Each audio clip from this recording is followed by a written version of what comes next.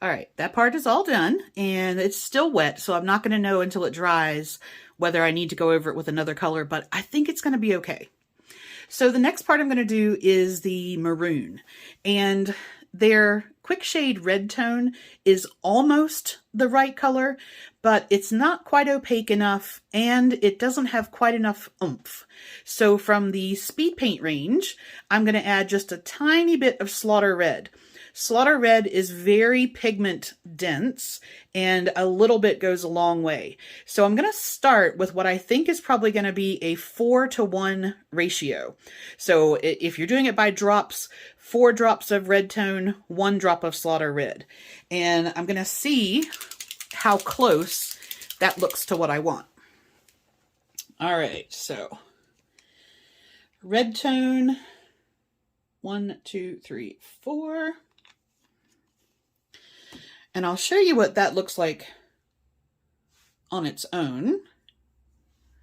It's like that. So because it's a wash, it's quite thin, and it is on that more maroon sort of side. It's not a bright red. Okay, so that is it on its own. And then Slaughter Red, I'm just going to do 1. And mix that up. I think, yeah, I have a feeling this is going to be pretty much exactly what I want. So when you look at that, once I've put that 1 drop in there, I've still maintained that sort of maroony color without going too bright into like a reddy orange, but you can see it's much denser, has much more pigmentation in there. And that is pretty much exactly what I wanted. So that was the right ratio. 4 parts red tone to 1 part Slaughter Red.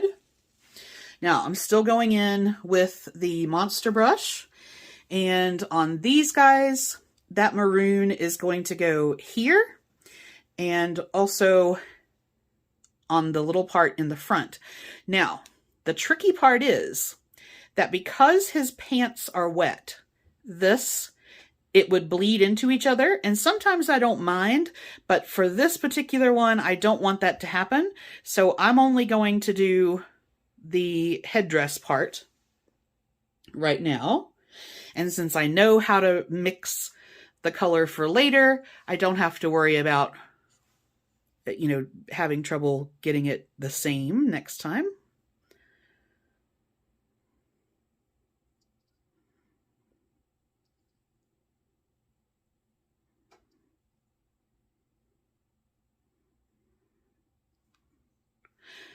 Now this to me is almost a little, it might dry a little pinky, and I can put, when I wash over top of it, I can tone that down.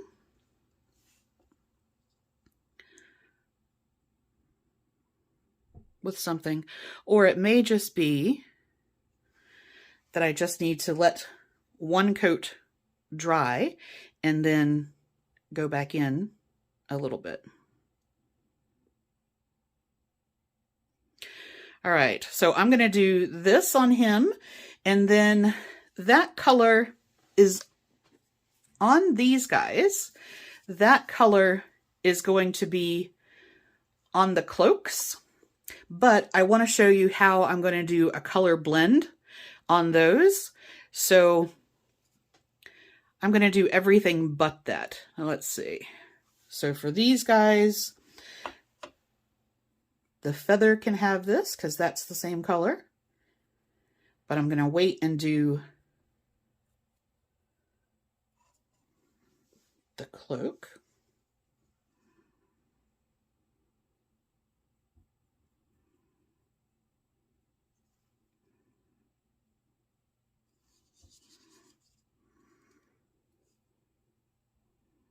Yeah, I think that's going to work really well on there. Okay, let me get it on these guys and I'll show you at the end what their pants and red look like. All right, here comes the fun part. So for doing a bit of a blend on the cloak, I'm going to use the red tone and slaughter red mix that I have. And I think the edges of the cloak, I'm going to blend out to purple. Now I could use, oops, wrong one. I could use the Hive Dweller purple from the speed paint range, but it is a little brighter than what I'm looking for. The purple tone, like the red tone, is a slightly more dulled down variety, and it is a little less opaque. So I have some of that, and because the slaughter red is the denser color, I'm going to do the purple first. So I'm just going to put purple on the edges here. And of course you can make this as dense as you want it to be, but I'm going to do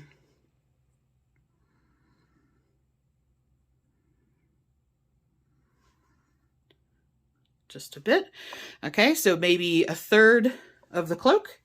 Now, rinse my brush in between, still using the monster brush.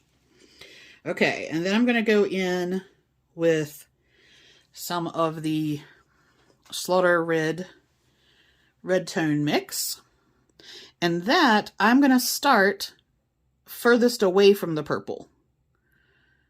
Okay, so that I've got a little bit more slaughter red in there. You can see that that's nice and dark, and I'm going to pull that down towards the purple.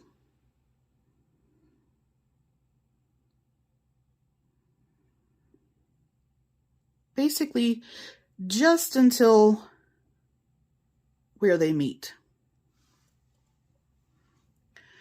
All right, now the good thing with these, and one of my favorite aspects to this paint, is that they will naturally blend that line. I don't have to do anything. What I am going to do is go back in with a little bit of the purple, and I already painted the underside with some of that. You're not really going to see that at all. But here with our purple red blend, I'm going to draw the purple back into the red a little bit.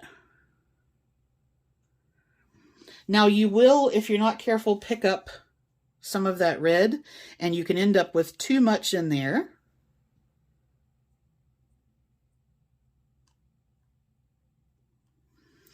See, I've picked up some extra red. All right, so just going to make sure I'm that what I'm adding is just straight purple. And I want it to be a bit darker on the edges. So with these paints, you can really push these around as much as you want to. Now, I could also wait for the red to dry a little bit. The slaughter red especially has a history of reactivating more than some of the other colors. And I don't see that as a problem. I use that to my advantage to clean up mistakes and to do some blends and things. All right, so I'm just going to put a little bit more straight purple on the edge here. And the tones do dry lighter than what you see. Okay. So that's where I am going to leave this one at. And let me show you where everything is. All right. So on the top here is our slaughter red and red tone. And you can see that as that's drying, it has a good lift of highlight already on there. And then we've done the mix on the cloak. I actually went ahead and put that same mix on the pants of the Rattlebones. And I'm going to take the purple tone and just go over it in a wash to just change that to a slightly more purple color, but I thought that would be a good base color on there.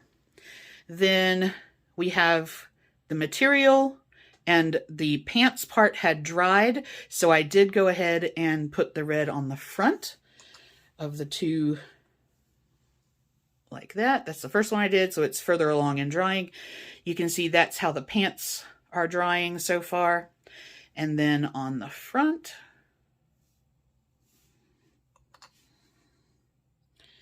and then this last guy. So I'm going to, now if you find that when it's drying, you feel like, oh, you know what, that's pooling a little bit more than I want. If I go in there and touch this now, it will actually lift up, and it can lift it all the way to the primer on the bottom, and you end up with a white spot. So generally, I just go ahead and let it dry completely, and then I'll fix it if I need to after that. So this one has the dual color, and I've painted the bottom there. So these guys all need to dry before I do anything else, and I don't have anything else that I've done on the skull bats, but I already like the way that the wings have dried, so that's coming along really well also. All right, so that is our red and a little bit of that purple tone on there. The clothing is done. The next thing I need to do is I need to do the boots, the belts, and once all of that is finished and the rest of the armor where the pieces were, you remember I left those until I did the shirts.